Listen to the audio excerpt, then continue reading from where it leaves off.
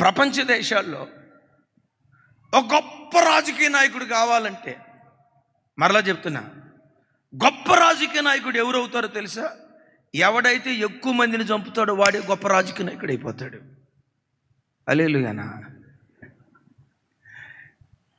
ఎక్కువ మంది ఎన్ని మటలు చేస్తే అంత పేరుగాంచిన గొప్ప రాజకీయ నాయకుడు అయిపోతాడు. లోకంలో ఎక్కడ చూసినా వాడు రాజు అవ్వటానికి మతాల మధ్య విద్వేషాలు రెచ్చగొట్టి, మీ మతం వాళ్ళు వాళ్ళ మీదకి వెళ్ళండి, వాళ్ళు వీళ్ళ మీదకి రండి అని మతాల మధ్య చిచ్చు పెట్టి ఒకళ్ళొకళ్ళు చంపుకుంటా ఉంటే, కొందరి మరణపు సమాధుల మీద వారి రాజ్యాలు కట్టుకుంటున్న రాజులు ప్రపంచ చరిత్రలో లేకపోలేదు. ఈ రాజు ప్రాణం తీసి తన రాజ్యాన్ని స్థాపించలా, తన ప్రాణాన్ని ధారపోసి తన రాజ్యాన్ని స్థాపించాడు. ప్రాణం తీసి రాజ్యాన్ని స్థాపించలా. ఎందుకు? యేసుక్రీస్తు రారాజుగా. ఒకసారి నా వైపు చూడండి. యేసుక్రీస్తు రారాజుగా 2000 సంవత్సరాల నుంచి ఆయన విరాజిల్లుతూ ఉన్నాడు. ప్రపంచంలో ఏ రాజు అయినా 5 సంవత్సరాల వరకే, ఆ తర్వాత మేము భరించలేము నాయన, నీకు ఒక నమస్కారం అని దించుతారు. సరే దిగల 10 సంవత్సరాలు, ఇంకో 5 సంవత్సరాలు, 15 సంవత్సరాలు దిగల, ఆ తర్వాత తప్పకుండా 2 కాళ్ళు పట్టుకొని అయినా లాగాల్సిందే. ఏ రాజు అయినా 5, 10, 15, 20, 25, 50, 55. కానీ ఈ రాజు ఉన్నాడే 2000 సంవత్సరాల నుండి ప్రపంచాన్ని పరిపాలన చేస్తూనే ఉన్నాడు. అలాగని ఈ రాజు పరిపాలన 2000 సంవత్సరాలు కాదు. ఈయన సింహాసనం సదాకాలము ఉంటుంది, యుగాయుగాలు ఉంటుంది. ఈయన రాజ్యమునకు మితి లేదు, ఈయన పరిపాలనకు మితి లేదు. సూర్య చంద్ర నక్షత్రాదులైన గతించిపోతారేమో, కానీ ఈ రాజు అంతకంతకు విరాజిల్లుతూనే ఉంటాడు. ఎందుకో తెలుసా? ఈ రాజు భక్షించే రాజు కాదు. కొంచెం గట్టిగా చెప్పండి. చెప్పాలి. ఇంకోసారి చెప్పాలి. ఈ రాజు భక్షించే రాజు కాదు, రక్షించే రాజు. చరిత్ర చూడండి. ఒక ఆర్టికల్, గడిచిన దినాల్లో కాంగ్రెస్ ప్రభుత్వం భారతదేశాన్ని పరిపాలన చేసేది. పార్లమెంటు ఎంపీలు చాలామంది ఉంటారు కదా, 500 మందికి పైగా ఉంటారు కదా. విచిత్రం, 35% క్రిమినల్ కేసు ఉన్నవాళ్ళే, మర్డర్ కేసు ఉన్నవాళ్ళే. కాంగ్రెస్ ప్రభుత్వం బాగాలేదని చెప్పి మనం బీజేపీ ప్రభుత్వాన్ని గెలిపించుకున్నారు. అద్భుతం. బీజేపీ ప్రభుత్వం వచ్చిన తర్వాత మర్డర్ కేసులు ఉన్నవాళ్ళు, హత్య నేర చరిత్ర కలిగిన వాళ్ళు 40% ఉన్నారంట.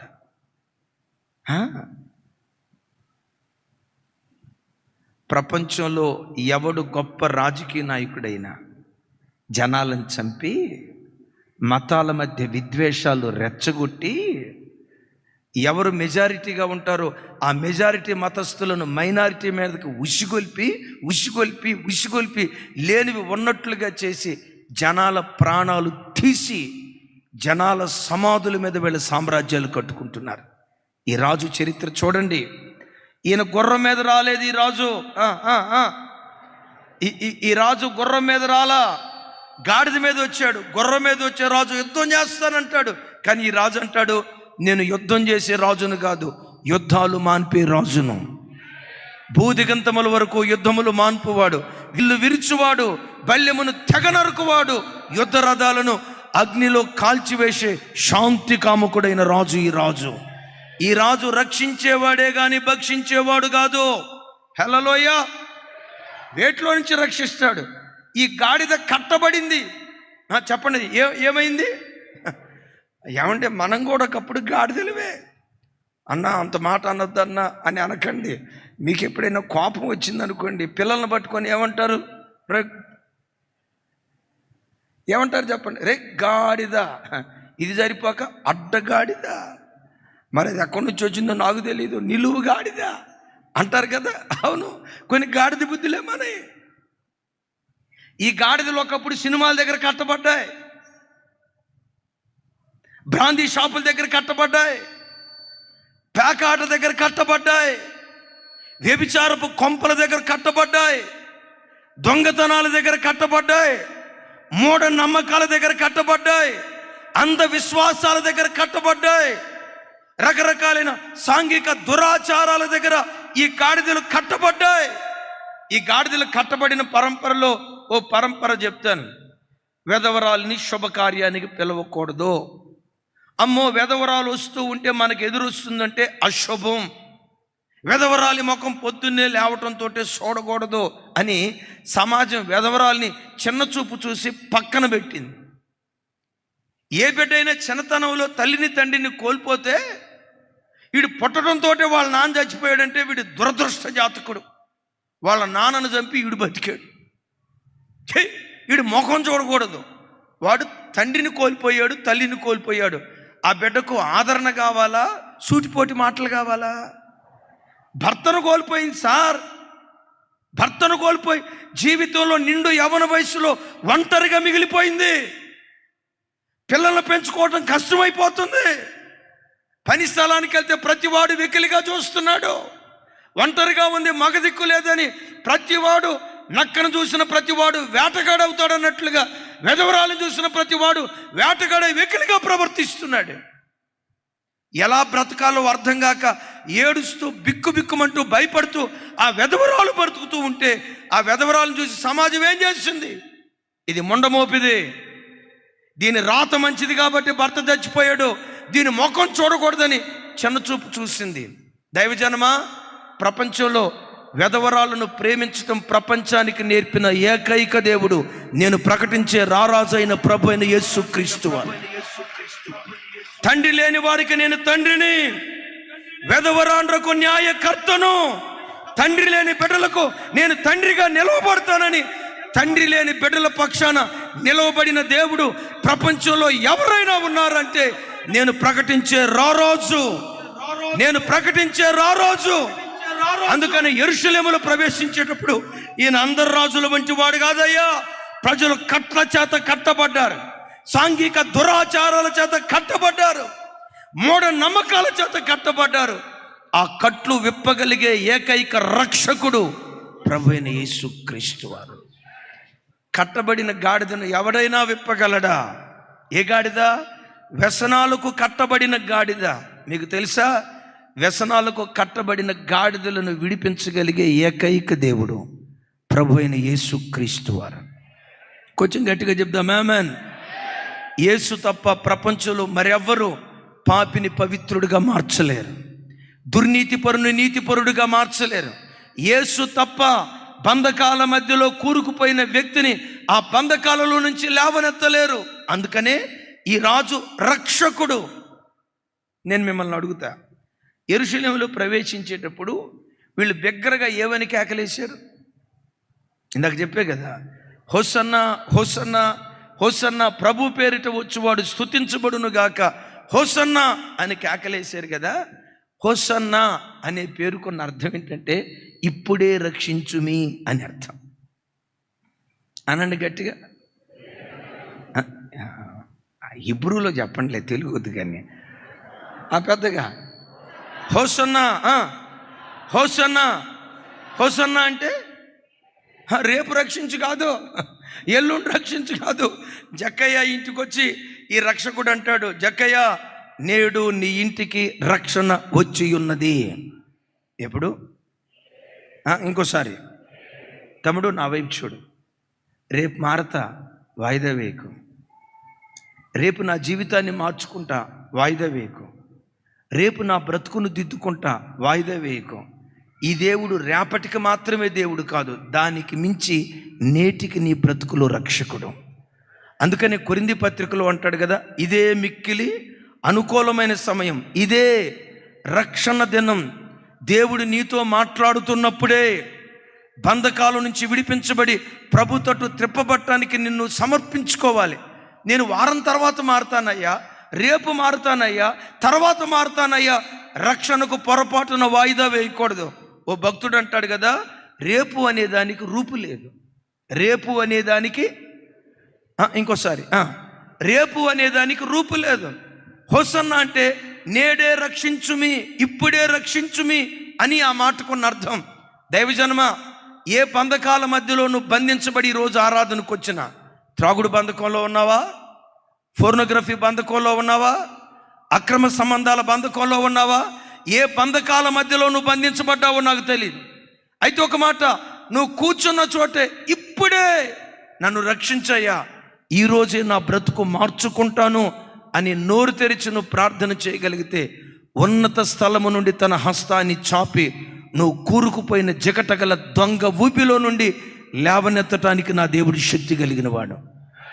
రేపు వాయిదా వేయి. ఇలాగే ఒక చోట సువార్త సభ, గొప్ప దైవజనుడు దేవుని వాక్యం ప్రకటిస్తున్నాడు. 3వ రోజు లక్షల కొలది ప్రజలు వచ్చారు. ఆ వర్తమానపు ముగింపులో ఇలా అన్నాడు, మీలో ఎవరైనా ఈరోజు బాప్తిస్మం తీసుకోవాలని తీర్మానం చేసుకుంటే లేచి నిలబడి మీ కొరకు ప్రార్థన చేస్తాను.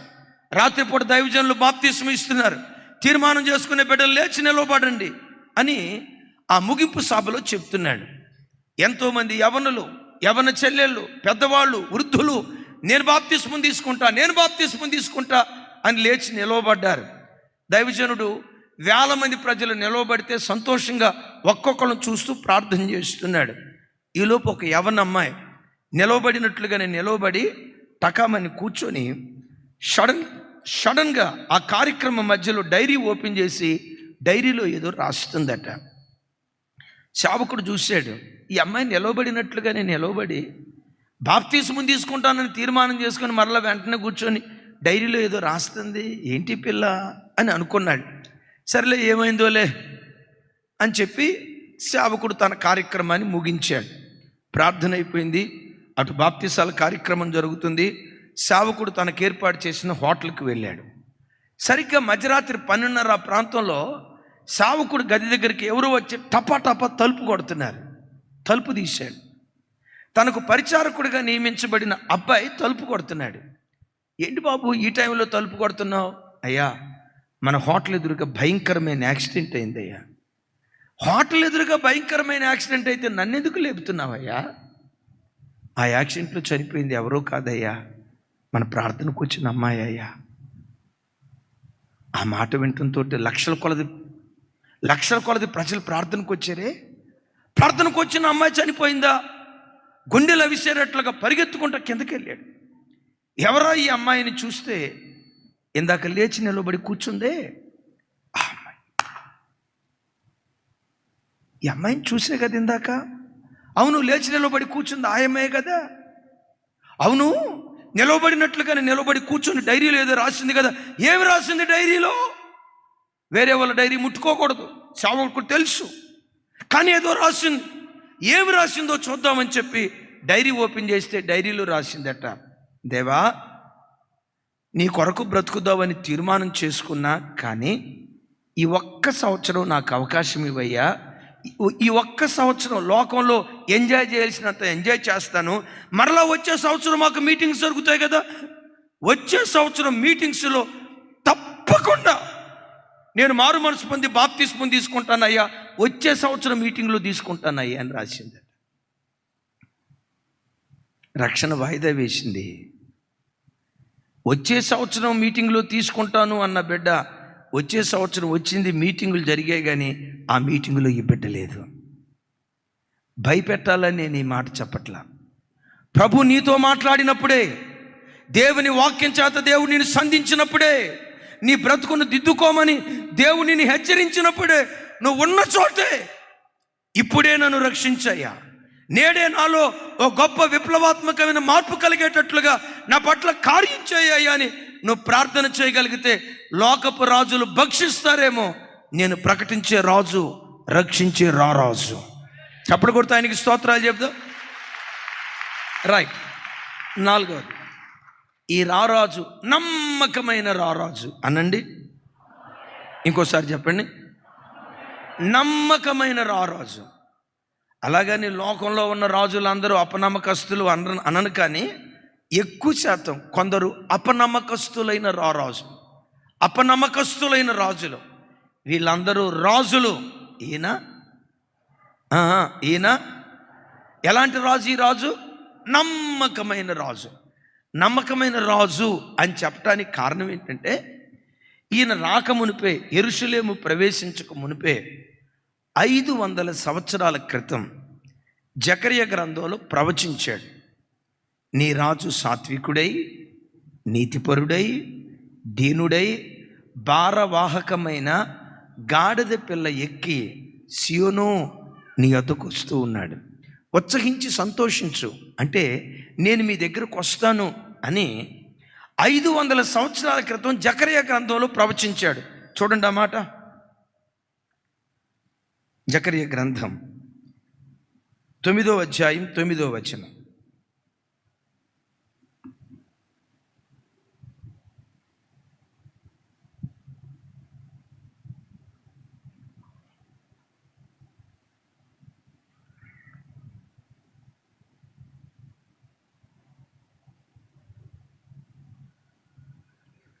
నాతో కలిసి చెప్పండి. సియోను నివాసులారా బహుగా సంతోషించుడి, యెరూషలేము నివాసులారా ఉల్లాసముగా ఉండుడి. నీ రాజు, ఎవరి రాజు ఈ రాజు? నీ రాజా? ఎవరి రాజు ఈ రాజు? అందరూ పెద్దగా చెప్పాలి, అనండి పెద్దగా. నా రాజు. ఎవరి రాజు? నా రాజు. నీ రాజు నీతిపరుడు, రక్షణ గలవాడు, దీనుడునై గాడిద పిల్లను ఎక్కి నీ యొద్దకు వచ్చుచున్నాడు. ఈ ప్రవచనం ఎప్పుడు చెప్పబడింది? నేను వస్తాను అని చెప్పాడా? ఎప్పుడు చెప్పాడు? 500 సంవత్సరాల క్రితం చెప్పాడు. మరి ఆ చెప్పిన దేవుడు వాగ్దానం చేసినట్లుగా వచ్చాడా లేదా? చాలామంది రాజకీయ నాయకులు ఉంటారు. నేను రాజకీయ నాయకులను కించపరచట్లా. ఎంతోమంది నీతి కలిగిన వాళ్ళు ఉన్నారు, బాధ్యత కలిగిన వాళ్ళు ఉన్నారు. కానీ ఎలక్షన్ల ప్రచారం జరిగేటప్పుడు ఏమంటారో తెలుసా? ఇదిగో నన్ను గనక గెలిపిస్తే నేను గెలిచిన వెంటనే మీ రోడ్డు ఉంది, తారు రోడ్డు వేపిస్తా. నేల మీద పాలు పోయినా మరలా తోడుకొని టీ పెట్టుకొని తాగొచ్చు. లోకపు రాజులు చేసే మాట ఏంటంటే ఇదిగో తారు రోడ్డు వేపిస్తా అని ప్రమాణం చేస్తారు. ఈ లోకపు రాజులు ఎలాంటి వాళ్ళు తెలుసా? ఎలక్షన్ క్యాంప్ అయినప్పుడు అద్భుతంగా కనపడతారు. వనస గెలిచాడా 4.5 సంవత్సరాలు హానోకు మాయమైనట్టు మాయమైపోతాడు. ఆ మధ్య ఒక గెలిచిన రాజకీయ నాయకుడు 4 సంవత్సరాలు బట్టి కనపడకపోతే గోడల మీద పోస్టర్లు అంటించారు. ఏమైనా తెలుసా? మా ఎంపీ కనపట్లా. మీకేమైనా అడ్రస్ తెలిస్తే మాకు చెప్పండి. గెలిచేటప్పుడు ఇట్లా ప్రమాణం చేశాడు, గెలిచిన తర్వాత 4 సంవత్సరాలు అవుతుంది, కనపట్లా. లోకపు రాజులు వాగ్దానం చేస్తారు, చేసిన వాగ్దానాన్ని మర్చిపోతారు. కానీ నా రాజు ఎవరో తెలుసా? ఏది చెప్తాడో అది చేస్తాడు. ఏది చెప్తాడో అది చేస్తాడు. ఇంకొక మాట చెప్పాలంటే చెప్పిన దాని కంటే ఎక్కువ చేస్తాడు ఈ రారాజు. హల్లెలూయా. ఆ మధ్య ఒక ఆయన అన్నాడట, నన్నే కనుక గెలిపిస్తే తారు రోడ్డు వేపిస్తాను. గెలిచి 2 సంవత్సరాలైనా తారు రోడ్డు వేయించలేదట. ఆ మట్టి రోడ్డు వర్షాలు గొంతలు పడితే అద్భుతం. ఒకడు మంచోడు ఏం చేశాడో తెలుసా? ఆ గొంతల రోడ్డు మట్టితో, బురదతో, నీళ్లతో నిండుకొని ఉంటే నా వైపు చూడాలి. ఆ బురదలో మంచం వేసుకొని ఆ మంచం మీద ఈడు పడుకొని సెల్ఫీ దిగి ఆ మంత్రికి పంపించాడట. తారు రోడ్డు వేపిస్తానన్నావు కదయ్యా, నేల మీద పాలు పోసిన పాలు ఎత్తి టీ పెట్టుకొని తాగొచ్చని ఇదిగో ప్రమాణం చేసావు కదయ్యా, చూడు పాలు ఏరులై ప్రవహిస్తుంది, బురద పాలు ఏరులై ప్రవహిస్తుందని ఫోటో తీశాడు. ఆ తర్వాత తెల్లారిపాటిగా తారు రోడ్డు వేయించారు అనుకోండి, అది వేరే సంగతే. అయితే లోకపు రాజులు ప్రమాణం చేస్తారు, మర్చిపోతారు. కానీ నేను ప్రకటించే నా రాజు ఎవరో తెలుసా? వాగ్దానం చేసినవాడు, నమ్మదగినవాడు. వాగ్దానం చేసినవాడు, నమ్మదగినవాడు, దానికి మించి నెరవేర్చుటకు సమర్థుడై ఉన్నాడు. చప్పట్లు కొడుతూ స్తోత్రాలు చెప్దాం గట్టిగా. హల్లెలూయా. దైవజనమా, ఒకసారి మీరు ఆలోచించండి. జకర్యా గ్రంథం 500 సంవత్సరాల ముందు నేను వస్తాను అని వాగ్దానం చేశాడు కదా.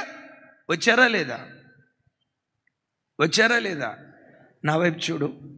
నువ్వు రక్షించబడిన నాటి నుండి నీకెన్ని వాగ్దానాలు అయితే దేవుడు చేశాడో విశ్వసించు, నీకు ఇచ్చిన ప్రతి వాగ్దానం తగిన కాలమందు దేవుడు తప్పకుండా నెరవేరుస్తాడు. నీకు ఇచ్చిన దానికంటే ఎక్కువగా దేవుడు జరిగిస్తాడు. నేను రక్షణ పొందిన ప్రారంభ దినాల నుంచి నాకు ఒక వాగ్దానం, ఫేవరెట్ వాగ్దానం. అది హైదరాబాద్ ఒంటరిగా వచ్చా, ఒక్కండి వచ్చా. కూర్చున్నప్పుడల్లా ఓ పాట, హెబ్రోన్ పాట, వారిలో ఒంటరి అయినా వాడు. ఆ పాట పాడేటప్పుడు, ఆ పాట వినబడేటప్పుడు ఏడ్చుకునేవాడిని. ఎవ్వరూ లేరు నాకు, చుట్టాలు, స్నేహితులు, బంధువులు ఎవ్వరూ లేరు. ఎవ్వరూ లేరు. వింటున్నారన్న మాటలు? ఎవ్వరూ లేరు. 19 సంవత్సరాల చిన్న వయసులో, 20 సంవత్సరాల చిన్న వయసులో ఒంటరిగా అడుగుపెట్టా. ఆ పాట పాడుకునేటప్పుడు, ప్రభు ఈ వాగ్దానం నీదేరా, ఒక కాలం వస్తుంది 1000 మందిగా మారుతావు, 10,000 మందిగా మారుతావు, లక్షల మందిగా మారుతావు, ఈ వాగ్దానం నీదేరా అని అంటూ ఉండేవాడు. నేను ఆ వాగ్దానం ఆ పాట పాడటం స్టార్ట్ చేసిన తర్వాత మా తమ్ముడిని తెచ్చా, రమేష్ అని. ఆ తర్వాత ఇంకో తమ్ముడు సురేష్ అని. వీళ్ళిద్దరు సరిపోక ఒక చెల్లి ఉంటుంది రాణి అని, ఆ చెల్లిని కూడా తీసుకొచ్చా. నేను అనుకున్నా ఈ సామ్రాజ్యం విస్తరిస్తుంది అనుకున్నా. కానీ దేవుని ప్రణాళిక ఏంటో తెలుసా? దైవిక సామ్రాజ్యాన్ని ఈ నిష్ప్రయోజకుడి ద్వారా విస్తరింపజేయాలని కోరుకున్నాడు. లక్షల కొలదిగా విశ్వసించు. నీకు దేవుడు ఏ వాగ్దానం చేశాడో, వాగ్దానం ఆలస్యమైతేమో వాగ్దానం తప్పకుండా దేవుడు నెరవేరుస్తాడు. నీ రాజు దీనుడై గాడిద మీద ఎక్కొస్తాడు అని అన్నాడే, వాగ్దానం వెంటనే నెరవేర్చబడిందా? 500 సంవత్సరాలు జరిగిందా? వాగ్దానం ఆలస్యం అయితేమో కానీ తప్పకుండా నీ బ్రతుకులో దేవుడు నెరవేరుస్తాడు. పెద్దగా చెప్తాం ఆమేన్. మనం చినకాలనీలో ఆరాధన జరిగేటప్పుడు, నేను నిన్ను గొప్ప చేయ మొదలు పెట్టేదను మన మినిస్ట్రీకి వాగ్దానం ఇచ్చాడు. ఈ సైతాన్ గాడు అంటాడు, గొప్ప చేశాడు, డేరాల కింద గొప్ప చేశాడు, టెంటల కింద గొప్ప చేశాడు, కింద కూర్చోడానికి కార్పెట్ లేదు, ఏమి లేదు. కొన్నిసార్లు ఆదివారపు ఆరాధనకి నాగరాజు గడు వచ్చేవాడు. మీకు అర్థమైందా? పాము వచ్చేది సార్ ప్రార్థనలో. జానన్నోళ్ళ చిన్న కొడుకు ఆ పామును చూసి గడగడ వణుకుతున్నాడు. జనమేమో ఆత్మలో ఆనందిస్తున్నారు. వాడు గడగడగా వణకటం చూసా. ఏమిరా అన్నా? పామన్నా అన్నాడు. ఆడు లేవబోతుంటే, అన్న పావన్ నాకు కూడా తెలుసురా. ఇప్పుడు పావని కనుకంటే ఆరాధన అన్యాయం అయిపోతురా. అన్నా పావన్నా, ఒరే నువ్వు అంత పెద్దగా చెప్పాల్సిన అవసరం లేదురా, అది పావన్న సంగతి నాకు కూడా తెలుసురా, సైలెంట్గా ఉండరా అని అంటే, ఆ పాము చూడండి ఇట్లా లేచి అది కూడా ఇట్టా ఆరాధించింది. ఇట్టా అని మరలా సపమని నేల మీద పడి జరజరమని పొట్టలోకి వెళ్ళిపోయింది. నేను పోతున్నాలే పాస్టర్ గారు, నువ్వే టెన్షన్ పడకంతే. సైతాన్ గాడు అంటాడు, గొప్ప చేస్తాడంట. దైవ సేవకురాలు సేవకు వచ్చే ముందు తనకిచ్చిన వాగ్దానం ఏంటో తెలుసా? నా కుమారి, నీవు వేవేలకు తల్లి వగుదువుగాక. ఇప్పుడు 10 మంది ఉన్నప్పుడు, ఇప్పుడు ఆమెను అంటున్నారులే ఇప్పుడు ఆమెను అంటున్నారులే. ఆ రోజుల్లో దేవుడు మాకు వేవేలకు తల్లి వగుదువుగాక అని వాగ్దానం చేశాడు అని అన్నావు. 100 మందిని సంపాదించండి చాలులే అన్న, 1000 మంది అంట. మనుషులు నాతో సహా అలా అనుకుంటాం. కానీ నీ దేవుడు ఎవరో తెలుసా? నీకు చేసిన వాగ్దానానికి మించి ఆయన కార్యాలు చేస్తాడు. ఎందుకు? బోటకపు మాటలు చెప్పి ప్రజలను మిస్మరైజ్ చేసేవాడు కాదు. ఏది చెప్తాడో, ఇంకొక మాటలో చెప్పాలంటే, చెప్పిన దానికంటే ఈ రాజు ఎక్కువ చేస్తాడు. హల్లెలూయా. నేను మిమ్మల్ని అడుగుతా, దేవుడు మీకు చెప్పిందే చేశాడా? చెప్పిన దానికంటే ఎక్కువ చేశాడా? నాకు సరిపోలా, నన్ను అడగని చెప్తా. నా ప్రభువు నాకు చెప్పింది కొంతే, చేసింది ఎంతో ఎంతో ఎంతో, వివరించలేనంత, పదాలకు చాలనంత. ఎందుకో తెలుసా? లోకపు రాజులు ఎలాంటి వాళ్ళు, కానీ నీవు నమ్ముకున్న రాజు నమ్మకమైన రాజు. గట్టిగా చెప్తాం ఆమేన్. ఇన్ని సుగుణాలు ఉన్నాయి కదా. ఇప్పుడు 4 సుగుణాలు చెప్పాను. నంబర్ 1, సర్వజ్ఞుడు. నువ్వు ఆడ కూర్చున్నది తెలుసు దేవునికి. ఎన్నావు తమ్ముడు? శృతి ఆడ కూర్చుంది తెలుసు, మీ అత్తగారు అక్కడ కూర్చుంది తెలుసు, మీ మామగారు అమలాపురం వెళ్ళింది కూడా తెలుసు. అన్నీ తెలుసు ఆయనకి. కూర్చున్న మీ ముఖమే నేను చూస్తా, కానీ నీ రాజు నీ గుండెల్లోకి తొంగి చూస్తాడు. నీ గుండెల్లోకి తొంగి చూస్తాడు. నీ గుండెల్లోకి నీ గుండె గదిలోకి తొంగి చూస్తాడు. సర్వజ్ఞుడైన రారాజు, నీతిపరుడైన రారాజు, రక్షించు రారాజు, నమ్మకమైన రారాజు. మరి ఇన్ని గుణాలు కలిగిన వాడు నా వైపు చూడాలా? మనం ఏంటో తెలుసా, మన రేంజ్ అదిరా అనాలా. ఇన్ని సుగుణాలు కలిగిన ఈ రాజు దీనుడు. ఇన్ని సుగుణాలు కలిగిన ఈ రాజు సాత్వికుడు. ఇన్ని సుగుణాలు కలిగిన రాజు నేల మట్టుకు తగ్గించుకునే దీనత్వం కలిగిన రాజు. యేసయ్యకి మహిమ కలుగును గాక. ఇప్పుడు మనిషి హెచ్చించుకోవడానికి పెద్ద ఎక్కువేం అవసరం లేదండి. మనోడికి జేబులో 2000 రూపాయల కాగితం కనుక పెడితే, కడక్కన ఇస్త్రీ చేసిన బట్టలు కట్టుకుంటే, మంచిగా ఆ రోజు తలస్నానం చేసి అద్దంలో చూసుకున్నప్పుడు మనోడు కాస్త అందంగా కనపడ్డాడు. ఆ రోజు అందంగా కనపడ్డాడు. 2000 రూపాయల కాగితం జేబులో ఉంది. ఇక మనోడి ఫీలింగ్ ఏంటో తెలుసా? ఈ రోజుకు నేనే రాజుని. వీళ్ళనే హిందీలో ఏమంటారంటే ఏక్ దిన్ కా సుల్తాన్ అనండి. నా అంత తోడు లేడు అని కాలరాగా రాస్తాడు.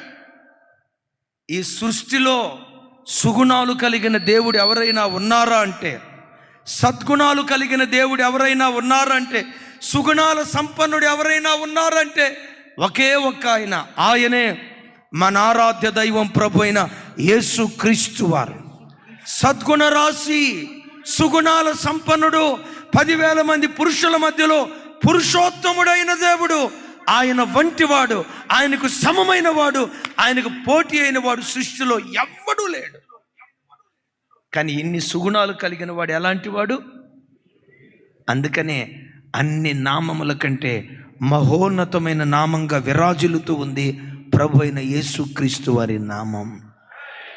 చప్పలు కొడితే యేసయ్యకు స్తోత్రాలు చెప్తా.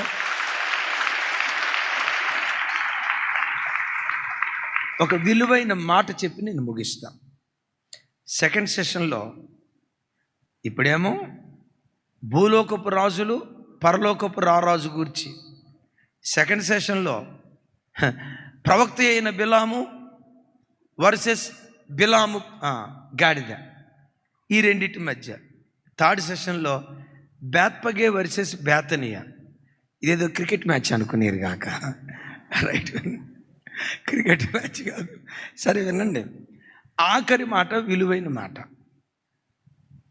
ఇందాక చెప్పే కదా, ఈ మఠలాదివారపు దినాన యేసుక్రీస్తు వారికి ఏం జరిగింది? పట్టాభిషేకం జరిగింది. ఇప్పుడు గాడిదని తీసుకొచ్చారా, గాడిద పిల్లని తీసుకొచ్చారా, రెండింటిని తీసుకొచ్చారా? యేసు ప్రభు రెండింటి మీద కూర్చున్నాడా? దేని మీద కూర్చున్నాడట? మీకు ఒక మర్మయుక్తమైన మాట చెప్తాను. గాడిద పిల్ల మీద యేసు ప్రభు కూర్చున్నారు. కానీ జకర్యా గ్రంథంలో ఏమి రాసింది? గాడిద మీద, గాడిద పిల్ల మీద కూర్చున్నాడు అని రాసింది. రెండింటి మీద కూర్చున్నాడా? గాడిద పిల్ల మీద కూర్చున్నాడు. ఎస్, గాడిద పిల్ల మీద యేసుక్రీస్తు వారు కూర్చుంటే, గాడిద మీద తండ్రి అయిన దేవుడు కూర్చున్నాడు. పరిశుద్ధాత్మ దేవుడు ప్రజల హృదయాలలో ఉండి ఈయనే రారాజు, ఈయనే రారాజు, ఈయనే రారాజు, ఈయనే రారాజు అని పరిశుద్ధాత్మ దేవుడు పట్టాభిషేకం చేశాడు. హల్లెలూయ. అక్కడ ఎవరెవరు కనపడుతున్నారు? యేసుక్రీస్తు వారు కనపడుతున్నారు, తండ్రి అయిన దేవుడు కనపడుతున్నాడు. ప్రజల హృదయాలలో ఉండి కేకలు వేస్తూ స్తుతించేటట్లుగా ఆరాధనకు పురికొల్పే పరిశుద్ధాత్మ దేవుడు కనపడుతున్నాడు. అంటే 2000 సంవత్సరాల క్రితం పామ్ సండే రోజు పట్టాభిషేకం జరిగింది. సిలువ వేయబడ్డారు. తర్వాత పునరుద్ధానుడై లేచి 40 రోజులు వాళ్ళకి ఆత్మస్వరూపిగా కనపడ్డారు. 40వ రోజు ఇదిగో ఒలివల కొండ మీద నుంచి నేను పరలోకానికి ఆరోహణమే వెళ్తున్నాను. ఎలా ఆరోహణమై వెళ్తున్నానో మరలా ఇదే ఒలీవ కొండ మీదకి నేను తిరిగి వస్తా. ఒలీవల కొండ మీదకి తిరిగి వచ్చిన తర్వాత మరలా యెరూషలేములో ప్రవేశిస్తా. ఈసారి యెరూషలేములో ప్రవేశించేటప్పుడు గాడిద మీద ఎక్కి రాను, తెల్లని గుర్రం మీద ఎక్కి రాజులకు రాజుగా యెరూషలేములో ప్రవేశించి రారాజుగా 1000 ఏండ్లు పరిపాలన చేయబోతూ ఉన్నాను. నా మాట మీకు అర్థమైందా? జకర్యా గ్రంథంలో వస్తాను అన్నాడు, వచ్చారా లేదా? అపోస్తల కార్యంలో ఆయన పరలోకానికి ఆరోహణమై వెళ్తూ ఇదిగో నేను త్వరగా వస్తాను అన్నారు, వచ్చారా లేదా?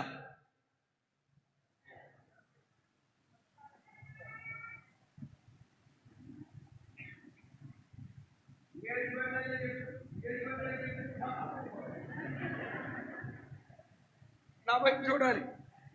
జకర్యా గ్రంథంలో వస్తాను అని చెప్పారా లేదా? వస్తాను అని చెప్పిన ఆయన వచ్చారా లేదా? It's finished.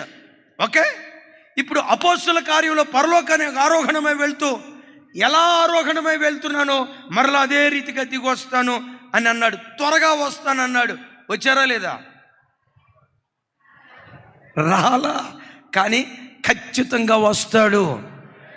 ఈసారి గాడిద మీద రాడు, గుర్రం మీద ఎక్కొస్తాడు. ఎలా వస్తాడో తెలుసా? రాజులకు రాజుగా, ప్రభువులకు ప్రభువుగా, భూపతులందరికీ అధిపతిగా, వాక్యం అనే నామాన్ని ధరించిన వాడు. తొడ మీద ఆ పేరు రాయబడి ప్రకటన గ్రంథం 19వ అధ్యాయంలో రాసి ఉంటుంది. వాక్యం అనే పేరు ధరించిన వాడే రాజులకు రాజుగా భూమి మీదకి వచ్చి 1000 సంవత్సరాలు భూమి మీద ఆయన పరిపాలన చేయబోతున్నాడు. గట్టిగా చెప్తాం. ఏ ముఖ్యమంత్రి అయినా ఎంతకాలం పరిపాలన చేస్తాడు? 5కే దించేస్తావా? 10 పెట్టవచ్చు. ఏ ముఖ్యమంత్రి అయినా ఎన్ని సంవత్సరాలు పరిపాలన చేస్తాడు? 10, 15. రేపు దిగిపోవాల్సిందే, తప్పకుండా దిగిపోతారు. 15కి దిగిపోవాల్సిందే. విన్నారా? ఏ రాజు అయినా 50 సంవత్సరాలకి దిగిపోతాడు. ఈ రాజు ఉన్నాడే యుగాయుగాలు భూమి మీద పరిపాలన చేయబోతున్నాడు. అయితే ఒక అద్భుతం తెలుసా? ఆయన రాజులకు రాజు అయితే ఆయన రక్తంతో కడగబడిన ఆయన రాజులకు రాజు అయితే ఆయన రక్తంతో కడగబడిన మనం రాజులుగా భూమి మీద ఉండి పరిపాలన చేయబోతున్నాం. ఇది వాక్యం చెప్తున్న సత్యం. ఇస్తే రక్క నీకు విజయవాడ రాసిస్తాడు, పో.